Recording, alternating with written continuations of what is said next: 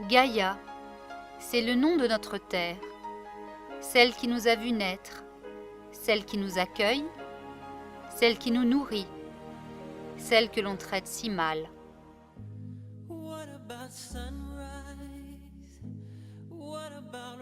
La Maison de la Nature du Vieux Canal à Hirtsfelden nous propose une exposition interactive pour préserver notre planète et économiser ses ressources. Les valeurs de la Maison de la Nature sont l'éco-citoyenneté et l'euro-citoyenneté. On veut mettre cette valeur d'éco-citoyenneté en avant grâce à cette exposition de l'ADEME. Donc là, elle vient de faire son panier de courses. Elle va nous servir d'exemple. Elle vient de On faire a les fruits. La première étape de cette exposition permet une prise de conscience de l'impact environnemental d'un acte a priori anodin, l'achat de produits alimentaires. les courses qu'elle vient de faire. Elle a 1,7 kg de déchets, donc c'est tout ce qui est emballage dans les produits qu'elle vient de prendre. Pour la fabrication également, elle a consommé 11,2 kg de gaz à effet de serre. Donc c'est la quantité de CO2 qui est rejetée par exemple dans l'atmosphère pour 80 km seul dans la voiture. Et en énergie, pareil, du coup elle a consommé 245 mégajoules d'énergie. Donc ça revient à la consommation d'un téléviseur laissé allumé pendant 68 heures. Donc Kenza, je vais te proposer de faire un deuxième cours. Après, il faudra que tu regardes aussi par exemple si ça vient de France, si ça vient... Là, on a des fraises qui viennent de Turquie, par exemple. Tu vois, si ça vient de Turquie, et ben les fraises, elles vont...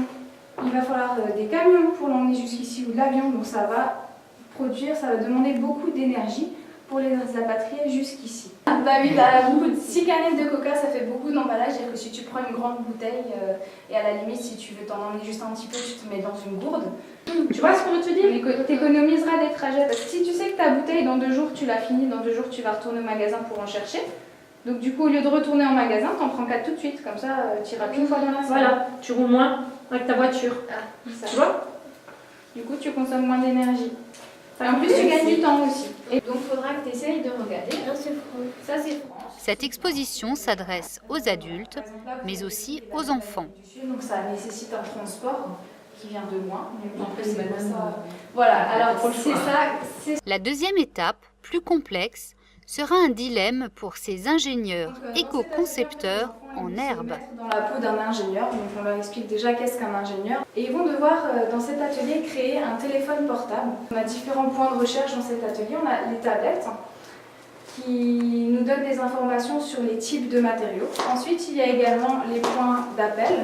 On a Aurore qui va répondre, qui est membre de Green Power.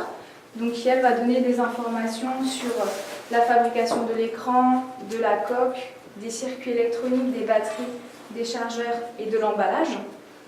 Et il y a Bruno qui lui fait partie de l'Organisation internationale du travail. Donc il va donner des renseignements sur les conditions de travail des employés, des ouvriers. En appelant Bruno, on a appris l'information que le nickel est prélevé dans des mines au Japon qui respectent le droit du travail, mais que les batteries, le lithium est prélevé dans des mines en Bolivie où le droit du travail n'est vraiment pas respecté. Donc on se pose la question, est-ce qu'il vaut mieux respecter le droit du travail au niveau social et prendre au niveau de l'impact social ou l'impact environnemental? Donc c'est eux qui vont créer des nouveaux matériaux, c'est eux qui vont pouvoir vraiment être les ingénieurs de demain, et c'est pour ça que dès aujourd'hui on leur demande de réfléchir, et puis comme ça dans leur future profession ils auront déjà intégré cette réflexion d'impact sur l'environnement dans leur méthodologie de travail. Étape ultime, le parcours d'un produit très banal. Et on va se poser la question, quel peut être l'impact sur l'environnement de ce pot de yaourt à la poire?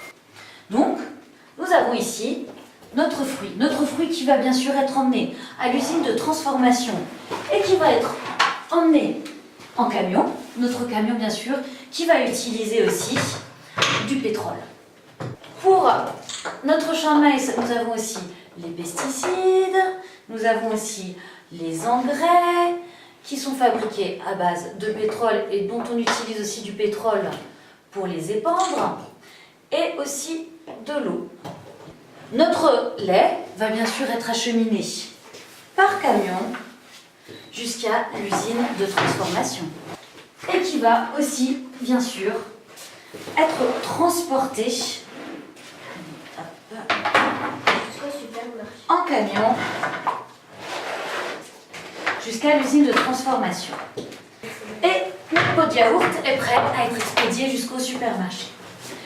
Et il faut savoir que les consommateurs font en moyenne 12 km pour faire leurs courses. Ça, c'est une moyenne nationale. On a choisi un pot de yaourt à la poire, on aurait pu aussi choisir un pot de yaourt à la banane ou à l'ananas.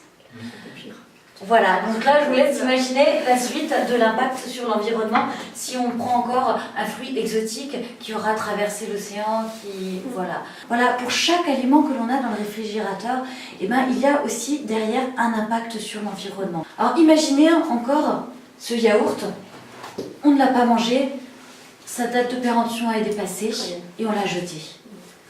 On aura tout de même conservé notre impact sur l'environnement.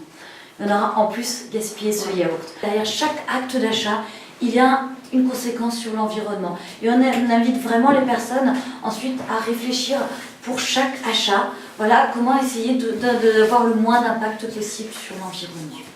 Nous avons demandé à Sabine si elle comptait changer ses habitudes d'achat. Oui, ça m'a fait quand même prendre conscience de pas mal de choses. On a à côté du village où j'habite des agriculteurs qui vendent des paniers fruits et légumes. Il y a la poule fermule à côté, il y a le jardin d'Alsace qui travaille justement avec la poule fermule et qui travaille aussi avec à Obersassheim une personne qui fabrique son pain. Oui, ça va me faire réfléchir autrement quand je ferai mes courses, c'est sûr.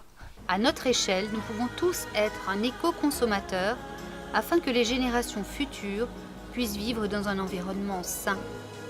N'hésitez pas à venir, cette exposition est visible tous les 3e dimanches de chaque mois et sur réservation jusque décembre 2016.